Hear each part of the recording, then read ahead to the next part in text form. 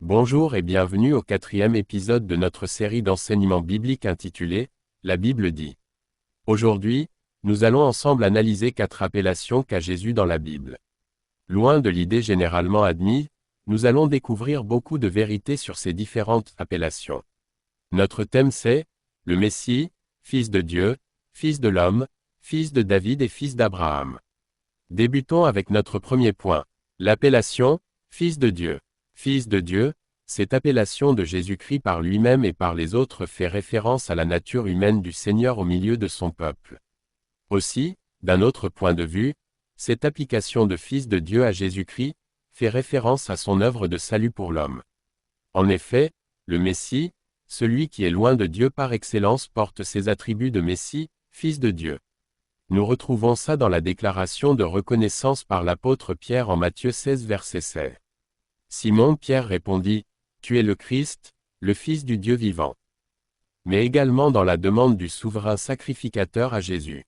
Matthieu 26 verset 63. Jésus garda le silence, et le souverain sacrificateur, prenant la parole, lui dit, « Je t'adjure, par le Dieu vivant, de nous dire si tu es le Christ, le Fils de Dieu. » Dans bien d'autres textes nous pouvons retrouver cette appellation.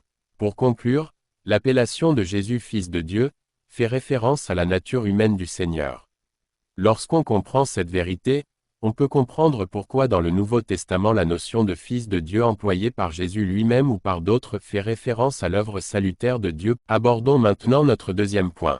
L'appellation « Fils de l'homme ». Le Fils de l'homme, c'est celui qui est le juge de la création dans les derniers temps.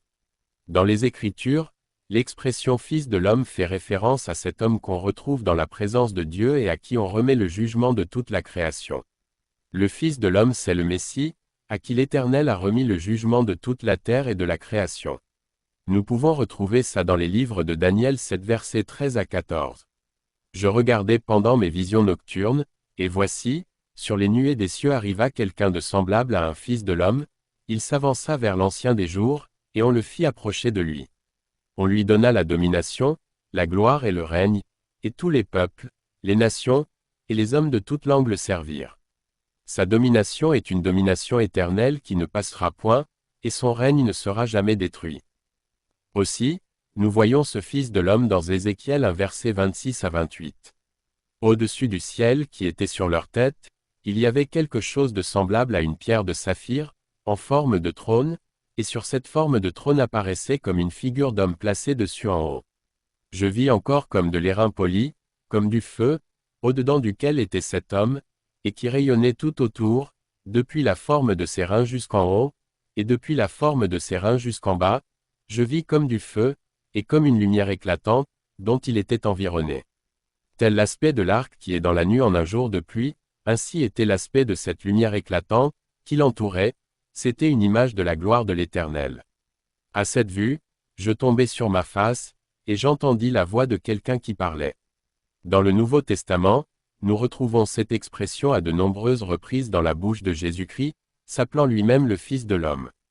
Ainsi, loin de faire référence à lui dans sa nature humaine, en tant que descendant d'Adam comme on le prêche généralement, l'expression Fils de l'homme dans la bouche du Seigneur et dans la bouche des Juifs de son temps fait référence au Messie dans sa nature divine, celle de juge de toute la création.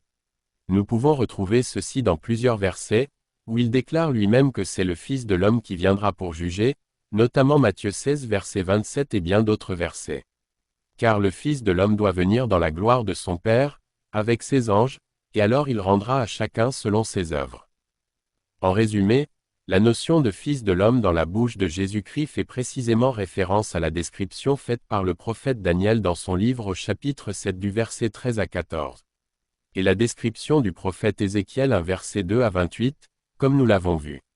Loin de ce qu'on pense généralement, le Messie Fils de Dieu n'est pas une référence à la nature divine de Jésus, mais une référence à sa nature humaine.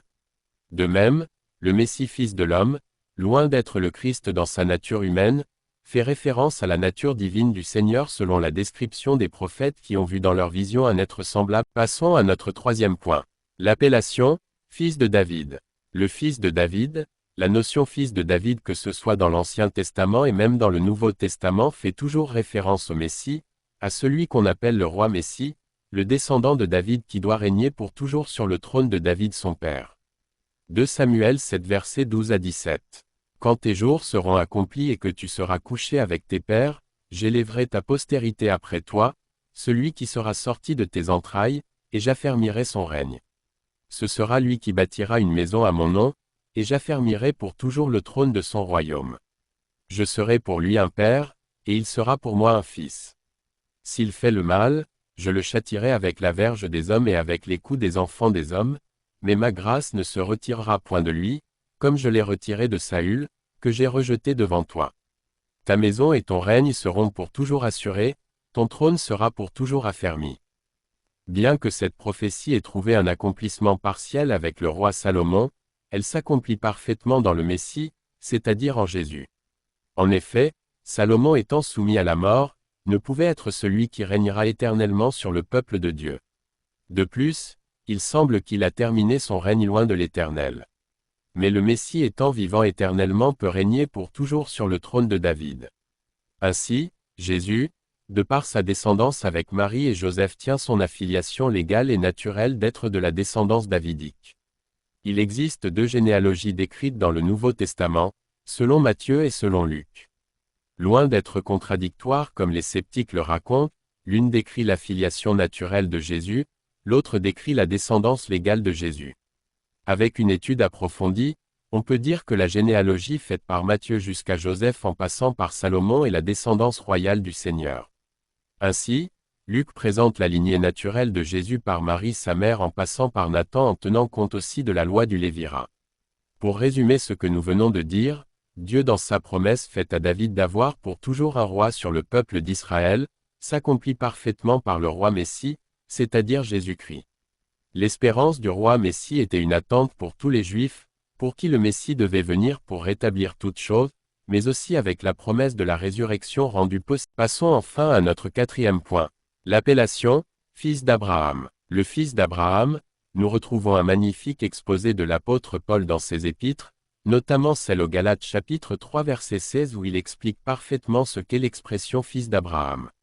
Galates 3 verset 16. Or les promesses ont été faites à Abraham et à sa postérité. Il n'est pas dit, et aux postérités, comme s'il s'agissait de plusieurs, mais en tant qu'il s'agit d'une seule, et à ta postérité, c'est-à-dire, à Christ. On le retrouve également en introduction de l'évangile de Matthieu 1 verset 1. Paul dans cet exposé, explique aux chrétiens de Galate que la promesse faite à Abraham qui sera une source de bénédiction pour toutes les nations s'accomplit parfaitement en Jésus, lequel par la croix a racheté pour Dieu son Père tous ceux qui croiraient en lui. Ainsi, l'expression fils d'Abraham fait référence à l'accomplissement de la promesse de salut pour tous les croyants à l'œuvre de salut de Dieu par Jésus-Christ. Les 2 promesses qui sont faites à Abraham, alors qu'il n'était pas circoncis et après sa circoncision, font de lui le père des croyants circoncis, c'est-à-dire les Juifs et les croyants non circoncis, en l'occurrence les nations non juives. Genèse 12 verset 3. Je bénirai ceux qui te béniront, et je maudirai ceux qui te maudiront, et toutes les familles de la terre seront bénies en toi. Cette promesse lui est faite alors qu'il est incirconcis, et l'autre lui est faite alors qu'il est maintenant circoncis. Genèse 22 versets 17 à 18. Je te bénirai et je multiplierai ta postérité, comme les étoiles du ciel et comme le sable qui est sur le bord de la mer, et ta postérité possédera la porte de ses ennemis. Toutes les nations de la terre seront bénies en ta postérité, parce que tu as obéi à ma voix. Cette prophétie de l'Éternel contient un mystère que l'apôtre Paul semble-t-il a eu la révélation. En effet, dans cette parole l'Éternel laisse entrevoir qu'il y aura 2 postérités qui se réuniront dans une postérité, c'est-à-dire dans le Christ. Le Seigneur dit à Abraham ta postérité sera comme les étoiles du ciel et comme le sable de la mer. S'il utilise cette image juste pour parler d'un grand nombre, pourquoi ne pas simplement se limiter à l'une d'entre elles? Les grains de sable sont innombrables et les étoiles également. Jamais dans l'histoire la population hébreuse ou juive n'a atteint des milliards et des milliards de personnes, comme le nombre des grains de sable ou les étoiles dans le ciel. Il est clair qu'il ne faisait pas simplement allusion aux Hébreux. On peut ainsi comprendre qu'il y a la postérité semblable au sable sur le bord de la mer, et la postérité semblable aux étoiles dans le ciel. Ce sont ces 2 postérités qui forment le mystère caché de l'Église, qui s'accomplit par la postérité d'Abraham, le Christ. Qu'est-ce qu'on veut dire par là? Le plan mystérieux de Dieu fut montré ce jour à Abraham, sans qu'il ne comprenne le sens. Qu'un jour le Christ viendra réunir en lui les Juifs et les non-Juifs par son Église. Et cette révélation fut donnée à l'apôtre Paul. Remarquons ceci, la première alliance passée avec le peuple d'Israël, qu'on appelle ici la postérité semblable au sable de la mer, fut passée avec le peuple la journée dans le désert où le sable est bien visible. Exode 24 versets 4 à 8. Moïse écrivit toutes les paroles de l'Éternel. Puis il se leva de bon matin, il bâtit un autel au pied de la montagne, et dressa 12 pierres pour les 12 tribus d'Israël. Il envoya des jeunes hommes, enfants d'Israël, pour offrir à l'Éternel des holocaustes, et immoler des taureaux en sacrifice d'action de grâce. Moïse prit la moitié du sang, qu'il mit dans des bassins, et il répandit l'autre moitié sur l'autel. Il prit le livre de l'Alliance, et le lut en présence du peuple. Ils dirent, « Nous ferons tout ce que l'Éternel a dit, et nous obéirons. » Moïse prit le sang, et il le répandit sur le peuple, en disant, « Voici le sang de l'alliance que l'Éternel a faite avec vous selon toutes ses paroles. » C'est de « bon matin » que la première alliance fut scellée entre le peuple d'Israël dans le désert avec Dieu, après que Moïse ait publiquement lu les ordonnances divines. Regardons ce qui est de la nouvelle alliance avec Jésus. Alors que durant près de 3 ans, Jésus parcourt le territoire d'Israël et ses environs en annonçant l'Évangile. Le dernier soir avant son ultime sacrifice, il réunit ses 12 apôtres dans la chambre haute pour sceller la nouvelle alliance. Matthieu 26 verset 20. Le soir étant venu, il se mit à table avec les 12. Que remarquons-nous? Pour sceller la nouvelle alliance, Matthieu précise que cela s'est fait, le soir, avec ses 12 apôtres. Or Matthieu est reconnu comme étant l'évangéliste qui présente Jésus comme le nouveau Moïse, en référence au prophète dont Moïse a parlé. Matthieu 26 versets 26 à 28.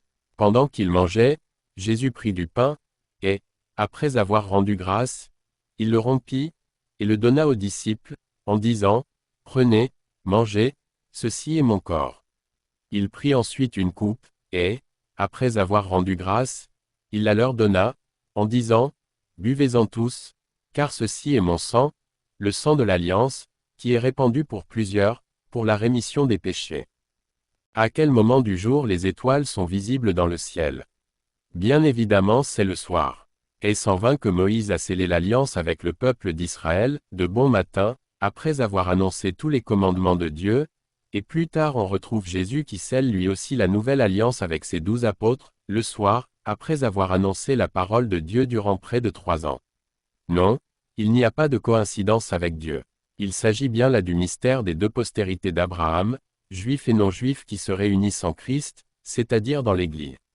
C'est ce que le même apôtre Paul explique aux Éphésiens à propos du mur de séparation entre juifs et non-juifs que Jésus a détruit par la croix, réunissant ainsi en lui, par l'Église les juifs et les non-juifs. Éphésiens 2 versets 13 à 18. Mais maintenant, en Jésus-Christ, vous qui étiez jadis éloignés, vous avez été rapprochés par le sang de Christ.